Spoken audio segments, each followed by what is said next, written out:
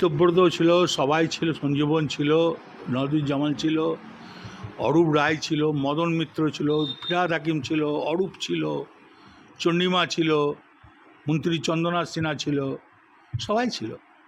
কি আলোচনা হলো? 21শে জুলাই নিয়ে আলোচনা হলো। 21 জুলাই কত লোক হবে এবারে? তো দেখুন, 21শে জুলাই একটা আবেগ, একটা স্বপ্ন। 21শে জুলাই লোক নিয়ে তো বলতে হয় না, না? যেমন আমরাই বোলপুর থেকে মোটামুটি একটা ব্লক থেকে 10খানা 15খানা করে বাস পাঠাতাম, তারপর আবার ট্রেন। এ তো আপনারা দেখেছেন যেখানে স্টেশনে খাওয়া দাওয়া হতো, আপ টু রাত পর্যন্ত যত লোক যেত। যারা বিকালবেলায় যেত তাদের মুড়ি আলুর দম, রাত্রেবেলায় তাদের জন্যে ভাত, ডিমের ঝোল, আলু পোস্ত দেওয়া হতো।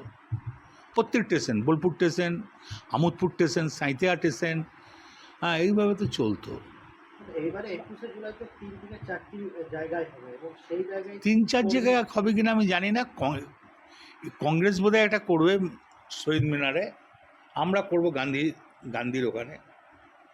হ্যাঁ, তৃণমূল গান্ধীও পদদলে করবে, লোক হবে। মমতা বন্দ্যোপাধ্যায় সভায় থাকবেন না হয়তো হয়তো কোন সবাই?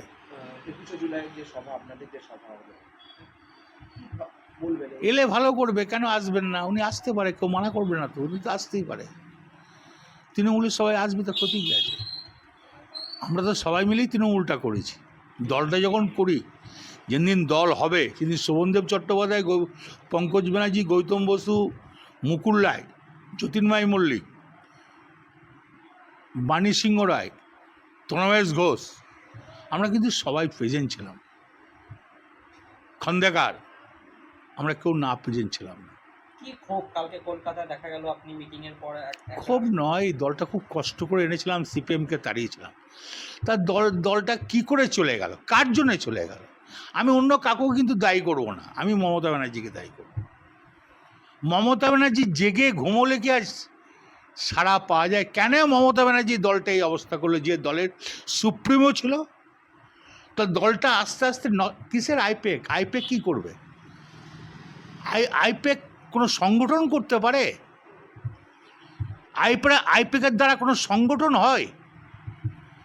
কই 9-এ তো আইপেক ছিল না, 11-এ আইপেক ছিল না, 14-তে আইপেক ছিল না, 16-তে আইপেক ছিল না, 19-এ আইপেক ছিল না, 21-এ আইপেক আমি কথা একটা মানি নাই। আইপেকের কোনো প্রোগ্রাম আমাকে দিতে সাহস পাই নাই, আর দিলেও আমি করি নাই। আমি 21-এ প্রোগ্রাম আমার নিজের প্রোগ্রাম করেছি। দেখেছেন আপনারা, 40টা করে ছেলে, 20টা করে মেয়ে পার বুথে একের পর এক সম্মেলন করে গেছি। আমি আইপেকের কথা শুনবো কেন? একটা হিন্দিভাষী ছেলে মোরালের সংগঠন সম্বন্ধে কি বোঝে? রাজস্থানের একটা ছেলে, মধ্যপ্রদেশের ছেলে নানুরুল্লাহপুর সম্বন্ধে কি বোঝে? জেলা স্তরে আপনাদের মতো নেতা যারা দীর্ঘদিন দলের জন্য কাজ করছেন, তারাই কি মঞ্চে গুরুত্ব পেত না? এই ক্ষোভ এটা তো 100 বার। আমরা ধরুন আজকে ব্রিগেড হবে, 1,500 লোক নিয়ে যাব, 1 পয়সা কিন্তু কলকাতা দিত না, লোক নিয়ে যাব। এখানে লোকরা ভোরবেলা থেকে গাড়ি ছেড়ে কষ্ট করে মুড়ি খেয়ে যাবে, আর সামনে সারিতে বসে থাকবে যত ফিল্ম আর্টিস্ট, যত নায়িকা, তোমার সিরিয়ালের, কানে ওরা বসে থাকবে। ওরা দলের কি করে? ওরা বিনা পয়সায় কোনো প্রোগ্রাম করে ওরা?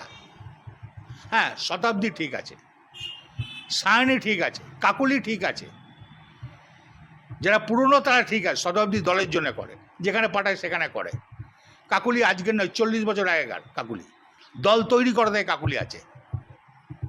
দাদা 21-এ যখন কথা হলো, 21-এ আপনি যখন জেলায় ছিলেন, তারপরে যখন আমি জেলে যান, রেভিনিউ নিয়ে একটা কথা বারবার উঠে আসছিল, আপনি বলছিলেন যেটা নিয়ে খুবই। দেখুন, একটা কথা আমি ওটা বারবার বলতে চাইছি না। আমি যখন ছিলাম, গড় সাড়ে থেকে বর্ষাকাল বাদ দিলে 3 কোটি টাকা পার ডে, আর বর্ষাকাল না থাকলে 3.5 কোটি টাকা। আমি চলে যাওয়ার সেটা 40 লাখ পার ডে। কেন এত বড় ক্ষতিটা হলো? আমি তো মমতা ব্যানার্জিকে আমি ওনাকে এখনও শ্রদ্ধা করি, আগেও শ্রদ্ধা করতাম, সবসময় শ্রদ্ধা করি, ভালোবাসি। যাও জালো কি চল যা, এখনও শ্রদ্ধা করি, তখনও শ্রদ্ধা করি, ভালোবাসি। তা আমার বক্তব্য হচ্ছে, মমতা ব্যানার্জি জানবে না? আমি তো এইটাই বলতাম যে তুমি বীরভূম থেকে বছরে যে রেভিনিউটা তুলছো, সেটা দিয়ে বীরভূমে খরচ করো। কারণ তার ফলন রেভিনিউটা কত? কমে যাওয়ার কারণ কি? সেটা তো বলতে পারবে না, সেটা ভালো করে বলতে পারবে মমতা ব্যানার্জি বলতে পারবে। তিনি নিশ্চয়ই সিআইডি ডিআইডি ইআইডি সব কী সব আছে সব ওদের, এটা শুধুমাত্র পাথর থেকে দিলেন, তারপরেও বালি আছে। বালি আছে, সবই আছে। আপনি দেখলেন আমি যখন ছিলাম তখন ওভারলোডিংয়ে কত টাকা উঠতো, তারপরটা দেখে নিন, সবগুলোই খোঁজ করে দেখে নিন না। ফিরে এসে খোঁজ নিয়েছিলেন নাকি? হ্যাঁ নিয়েছিলাম, কেমন সে ভিজে মতন লাগলো, সেই গরুকে পান্নায় ছানিয়ে দেয় জানেন তো, শুকনো ছানির উপরে জল ছিটিয়ে খোল দিলে গরু মজমজ করে খায়, তারপরে যদি ছানিটা ভিজেই গেলে একবারে কেতাকানি হয়ে যায়, সেই অবস্থা হয়ে গিয়েছিল যখন ঘুরে এলাম। বলেছিলেন হ্যাঁ, তো কেতাকানি হয়েছে জানে না ওরা?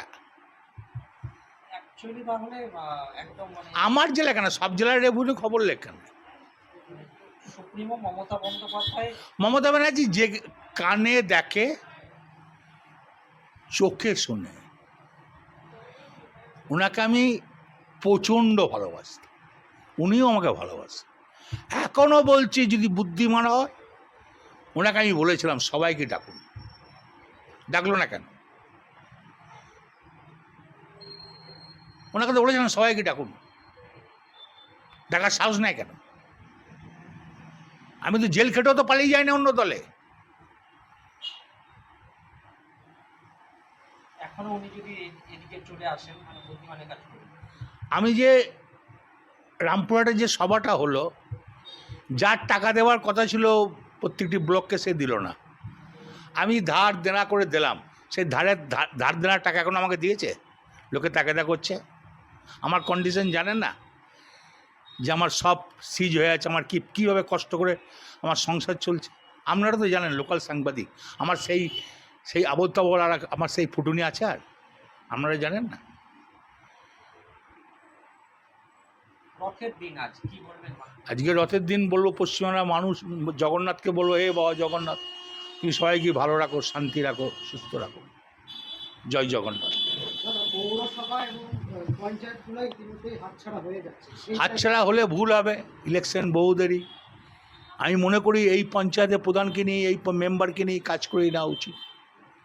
পঞ্চায়েতে পৌরসভায় কি বসিয়ে দিয়ে কাজ ভালো হবে? ভালো হবে না। সে জায়গায় আপনি ছিলেন না বলে কি সরে যাচ্ছিল, এখন আপনি আছেন আর দেখা যাচ্ছে না কোথাও যে আর ইস্তফা দিচ্ছে না কিছু।